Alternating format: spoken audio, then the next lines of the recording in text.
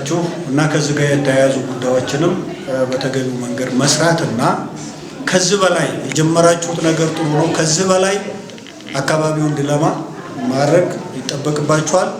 ጅምራችሁ ግን ሳናደንቅ አናልፍ።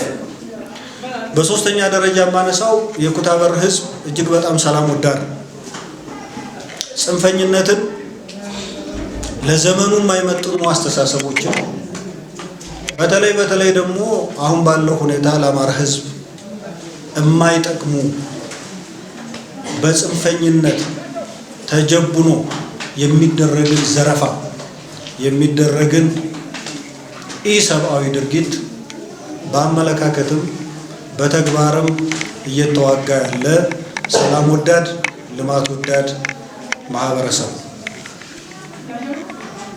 ምናልባትም ብዙ ፍላጎት ሳይኖር ቀርቶ አይደለም። አካባቢውን ለማተራመስ፣ አካባቢውን ለመዝረፍ፣ አካባቢውን መልሶ በጦርነት ለማጎሳቆል አሰፍስፈው የመጡ ኃይሎች ነበሩ። እነዚህን ኃይሎች የወረዳው አመራር፣ የወረዳው ህዝብ፣ በተለየ መንገድ ደግሞ የወረዳው የጸጥታ ኃይል ይሄ ህልማቸው ይሄ የጥፋት ህልማቸው እውን እንዳይሆን በከፍተኛ ጀግንነት ተፋልሞ ጥላት ከዚህ አካባቢ ላይ መልሶ ወደ ጉሬው እንዲገባ ማድረግ የቻለ ጀግና አካባቢ ጀግና ህዝብ ነው። ይሄን ሰላም ወዳድነታችንን ልማት ወዳድነቱን የህዝባችንን ልማት ወዳድነት ተጠናክሮ እንዲቀጥል አሁንም ከጽንፈኝነት ምንም አይነት ትርፍ እንደሌለ ትርፍ ያለው ከሰላም ከልማት እንደሆነ ማህበረሰቡ አውቆ በቀጣይነትም እንደ አይነት ጽንፈኝነቶችን እንዲታገል ህዝባችንን የማንቃት ህዝባችንን የማደራጀት ህዝባችንን የማስገንዘብ የማሳወቅ በአብሮነት ውስጥ የምንመልሳቸውን ጥያቄዎች በአፈሙዝ እንደማንመልሳቸው ይልቅስ ከሌላ ብሔር ብሔረሰቦች ጋር ወንድሞቻችን ጋር የሚያጣሉ ድርጊቶችና እንቅስቃሴ መሆናቸውን ከሁሉ በላይ ደግሞ የአማራን ህዝብ የሚያጎሳቁሉ ጉዳዮች እንደሆኑ በተገቢው መንገድ ማህበረሰቡ እንዲገነዘብ፣ እንዲነቃ፣ እንዲደራጅ እና እምቢተኝነቱ ለጽንፈኝነት ያለው አቋምና እምቢተኝነት ከዚህ የበለጠ እንዲጠናከር እንዲሰሩ አደራ ለማለት እፈልጋለሁ። በአራተኛ ደረጃ የማነሳው ይሄን ጦርነት በአንድ በኩል አሁን የተከፈተብንን በጽንፈኝነት የተሸፈነ የጥፋት እንቅስቃሴን በመመከት በሌላ በኩል ደግሞ የህዝባችንን የልማት የመልካም አስተዳደር ጥያቄዎች በተሟላ መንገድ ለመመለስ ለማልማት በዚህ ዓመት ያቀርናቸው ልዩ የልማት የማህበራዊ ልማት የኢኮኖሚ ልማት ስራዎች አሉና እነዚህንም ጉዳዮች አጠናክረን መቀጠል ህዝባችንን ተጠቃሚነት ማረጋገጥ ለህዝቡ አገልግሎት አሰጣጣችንን በደንብ መፈተሽ ሲቪል ሰርቪሱ ለህዝብ አገልግሎት እንዲሰጥ አድርገን መምራት ማስተባበር በእጅጉ ከኛ ይጠበቃል። አብዛኞቹ ጉዳዮች ላይ ህዝባችን የሚማረረው አንዳንዴ ወደ አሁን አቅጣጫ እየሄደ ያለው እኛ በምንሰራቸው እኛ ባጓደልናቸው ነገሮች ስለሆነ እኛ ያጓደልናቸው ነገሮች መሙላት ያስፈልጋል ማለት ነው። ከዛ አኳያ ልማቱን ማጠናከር የመልካም አስተዳደር ስራዎቻችንንም ማጠናከር ለህዝቡ አገልግሎት መስጠት ምላሽ መስጠት እና ህዝባችን ጋር ትስስራችን ጠንካራ እንዲሆን ማድረግ በጣም አስፈላጊ። ሁላችሁም እንደምታውቁት ከፍተኛ ውድመት፣ ከፍተኛ ዝርፊያ፣ ከፍተኛ ግድያ እና የሰብአዊ መብት ጥሰቶች ወያኔ በለኮሰው ጦርነት ትልቁን ግፍ እና በደል የደረሰበት አካባቢ የደረሰበት ማህበረሰብ ይሄ ህዝብ የጦርነትን አስከፊነት በትልቁ ያውቃል። የጦርነትን አውዳሚነት በትልቁ የሚገነዘብ ማህበረሰብ ነው። ስለሆነም ተጠቃሚነታችን ከልማት መሆኑን አውቀን አሁን እየሰራ ነው ያለው ስራ እንዳለ ሆኖ ይሄን ሳናገግም እና በወጉ የወደሙንብንን ነገሮች መልሰን ሳንተካ የመጣ ጦርነት አለ። በዙ ውስጥ ነን። በወያኔ ጦርነት ወቅት ከፍተኛ ጉዳት ከደረሰባቸው ተቋማቶች ውስጥ የመጀመሪያዎቹ ሆስፒታሎች፣ ጤና ጣቢያዎችና ትምህርት ቤቶቻችን ናቸው። እና የአማራ ህዝብ በዘመኑ የተወሰኑ የቋጠራቸው ጥሪቶች ታርጌት ተደርጎ ፋብሪካዎች ላይ ነው ጥቃት የተፈጸመው። ይሄ ዝም ብሎ የተፈጸመ ጥቃት አይደለም። ዴሊበሬትሊ ነው። ምክንያት አላቸው፣ ግብ አላቸው።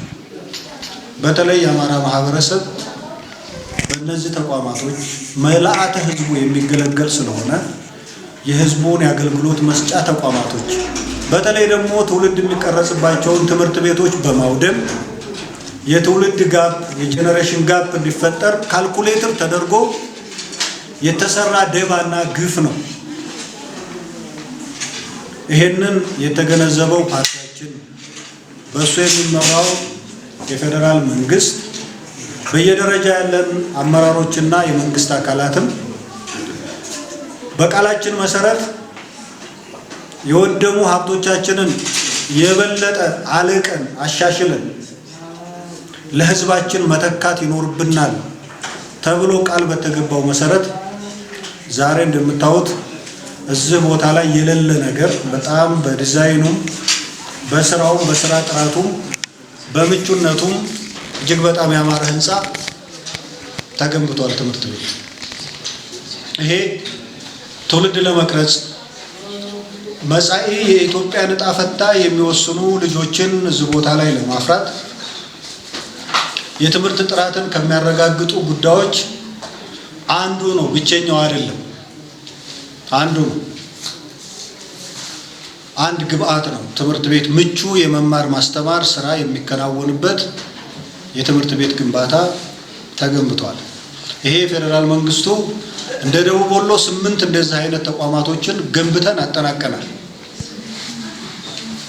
ይሄ ትልቅ ነገር ነው። የፌደራል መንግስቱ የሰራው የወሰነው በተለይ ደግሞ ትምህርት ሚኒስቴር አማራ ክልል አካባቢ በዚህ ምክንያት የወደሙ ሀብቶችን ለመተካት በእጅጉ በተነሳሽነት የሰራው ትልቅ ስራ ነው።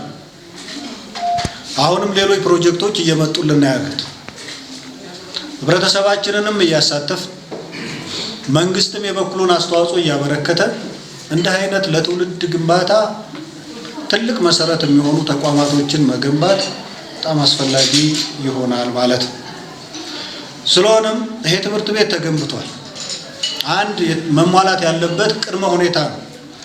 እዚህ ቦታ ላይ ተማሪዎች እንዲማሩ ውጤታማ እንዲሆኑ በቀጣይም ተወዳዳሪ እንዲሆኑ ለማድረግ ግን ብዙ ባለድርሻ አካላት ኃላፊነት አለባቸው። ቁጥር 1 አመራሩ በተለይ የትምህርት አመራሩ ቁጥር 1 ባለድርሻ አካል ነው። አሁን እየገጠመን ያለው የፈተና ውጤታማነት የትውልድ ውጤታማነት ችግር እየገጠመን ያለው በባህሪውም በስነ ምግባሩም አገር የሚወድ ውጤታማ የሆነ ተወዳዳሪ የሆነ ትውልድ በዚህ ቦታ ላይ ለመፍጠር የሚያስችል ስራ መስራት ያስፈልጋል። ስለዚህ አመራሮቻችን ድርሻቸውን መወጣት፣ የተማሪ ወላጆች ድርሻቸውን መወጣት፣ የቀበሌ አመራራችን እና መምህራን ከፍተኛ ድርሻ አለባችሁና ይሄን ድርሻችሁን በላቀ ደረጃ በዚህ በአማራ ትምህርት ቤት ውስጥ የሚማሩ ተማሪዎች ተወዳዳሪ እንዲሆኑ ውጤታማ እንዲሆኑ ክትትላችን ድጋፋችን ተጠናክሮ የሚቀጥልበት ሁኔታ መፈጠር ይኖርበታል ማለት ነው። ቅድመ ሁኔታ ነው እንጂ ያሟላ ነው። ዋናው ምርቱ የሚመረተው እዚህ ክፍል ውስጥ ነው። እዚህ ክፍል ውስጥ የሚመረተው ምርት ደግሞ ጥራት ያለው ምርት እንዲሆን የመማር ማስተማሩ ስራ በጣም መሰረታዊ ጉዳይ ስለሆነ እዚህ ላይ ሁላችሁንም ርብርብ ይጠይቃል። ተቋማቱን መጠበቅ፣ ተማሪዎቹ በአግባቡ እንዲማሩ ማድረግ ያስፈልጋል ማለት ነው። በማህበራዊ ልማትም በኢኮኖሚ ልማትም እየተሳተፍን ነው ያለነው። ህዝባችንን እያሳተፍን ነው ያለነው።